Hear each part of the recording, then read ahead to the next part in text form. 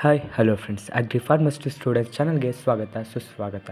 P U C ಹುಡುಗರಾಗಿರ್ಬೋದು ಅಥವಾ ಪದವಿ ವಿದ್ಯಾರ್ಥಿಗಳಿಗೆ ನಿಮ್ಮ ಒಂದು ಒ ಬಿ ಸಿ ಸ್ಟೂಡೆಂಟ್ಸ್ಗಳಿಗೆ ವಿದ್ಯಾರ್ಥಿ ವೇತನ ಮುಗಿದಿದೆ.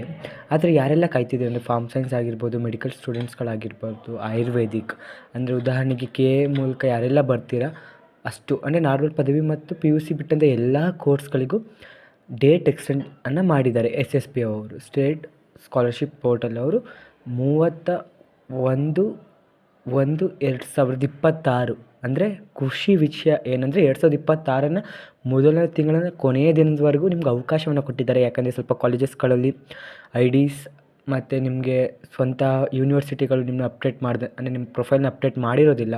ಅದಕ್ಕೋಸ್ಕರ ಸರ್ಕಾರ ಈ ವಿಷಯವನ್ನೆಲ್ಲ ತಿಳ್ಕೊಂಡು ನಿಮಗೊಂದು ಒಳ್ಳೆಯ ಸಿಹಿ ಸುದ್ದಿಯನ್ನು ನೀಡಿದೆ ಫ್ರೆಂಡ್ಸ್. ಏನಂದರೆ ಮೊದಲಿಗೆ ನೀವು ಅರ್ಜಿ ಸಲ್ಲಿಸಿದ ಕೊನೆಯ ದಿನಾಂಕ 31/1/2026. ಆನ್ಲೈನಲ್ಲಿ ನೀವು ಅರ್ಜಿ ಸಲ್ಲಿಸ್ಬೋದು.